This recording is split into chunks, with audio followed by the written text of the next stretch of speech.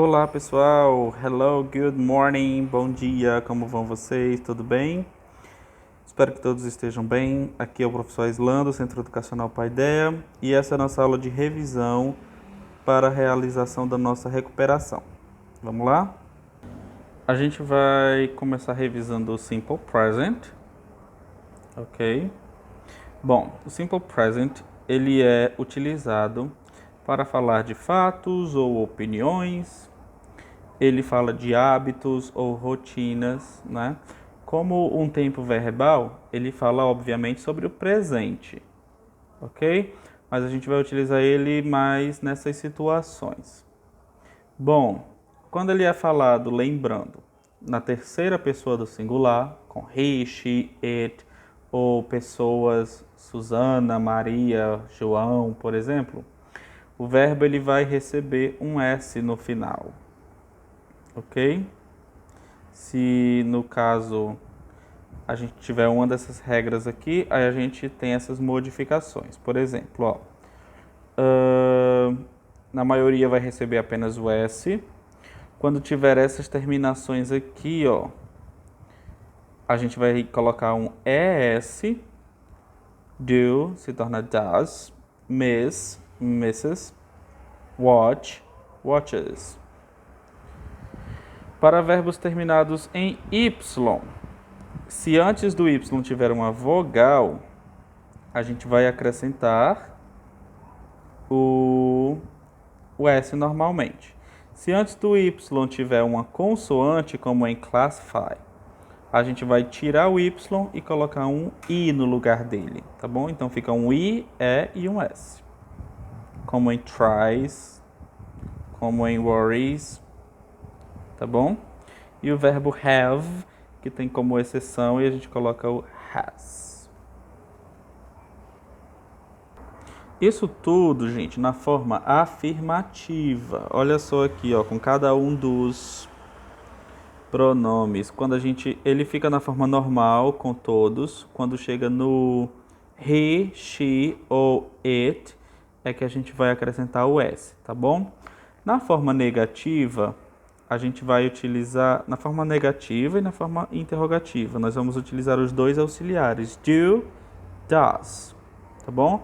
Does para he, she, it, do para todos os outros. No caso da negativa, a gente vai utilizar o do not.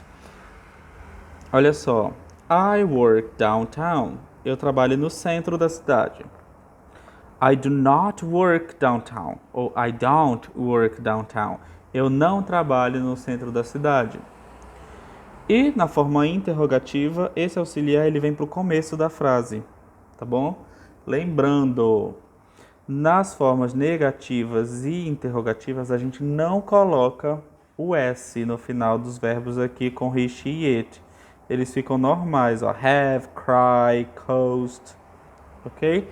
Porque a gente já está utilizando o auxiliar, does ou do, não é? Então não necessita modificar o verbo, tá bom? Deu para relembrar um pouco disso? Só lembrando que qualquer dúvida, não deixem de perguntar no privado, tá bom?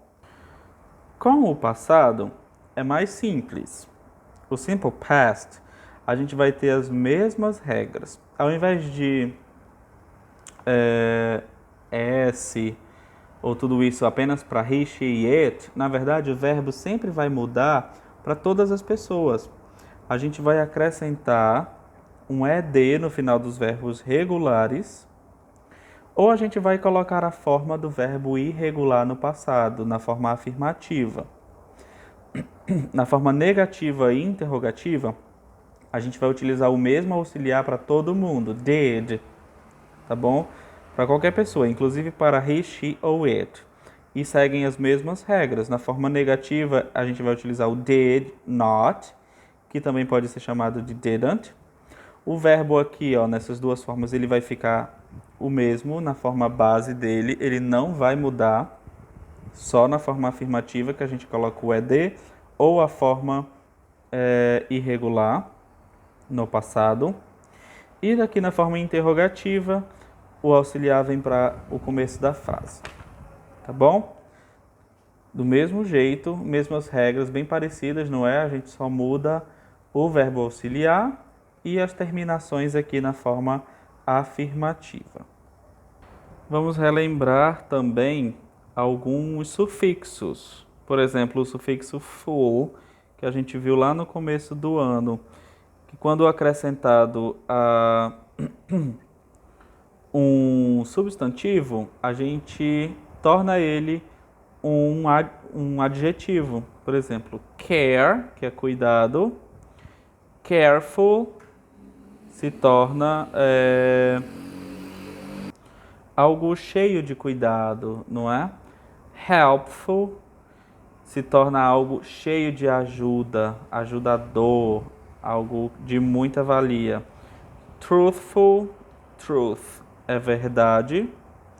Truthful se torna algo verdadeiro, algo com muita verdade. Então, full, que significa sozinho, cheio, quando ele é transformado em um sufixo e acrescentado a um substantivo, ele vai tornar esse substantivo em um adjetivo, elevando ele, tipo, como se fosse cheio daquilo.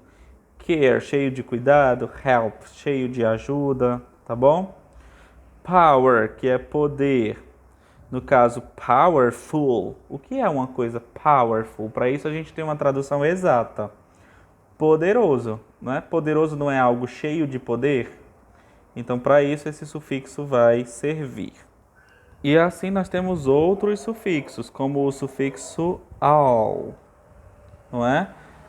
Que vai transformar o substantivo em algo relacionado àquilo. Por exemplo, pedagogy, a gente transforma ele em pedagogical, ou seja, pedagógico, relacionado à pedagogia.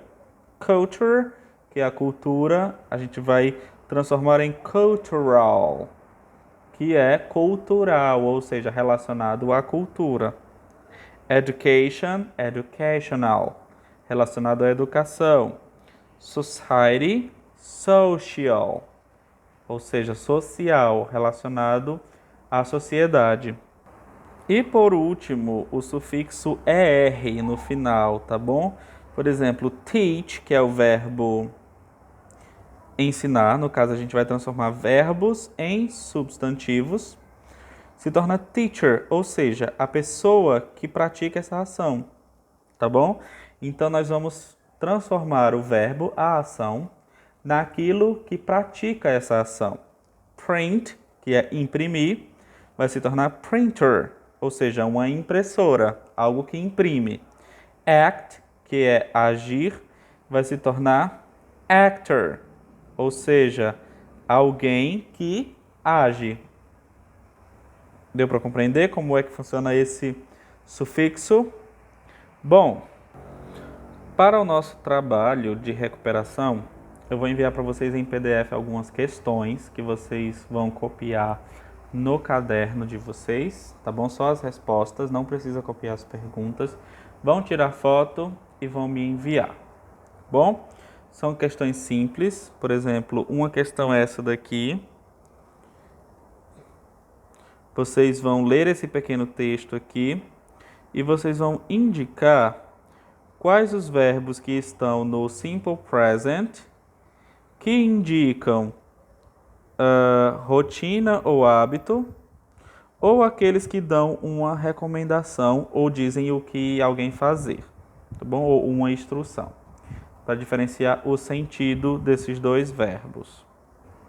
Depois, nessa questão aqui na 2, vocês vão relacionar essas frases aqui, ó, cada um desses tópicos aqui numa caixa é uma frase,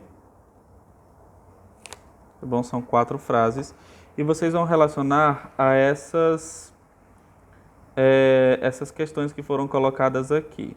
Por exemplo, ele já está dizendo aqui a resposta, para a letra A gente vai ter essa segunda frase aqui como resposta, tá bom? Vocês só vão associar essas respostas a cada uma das questões abaixo.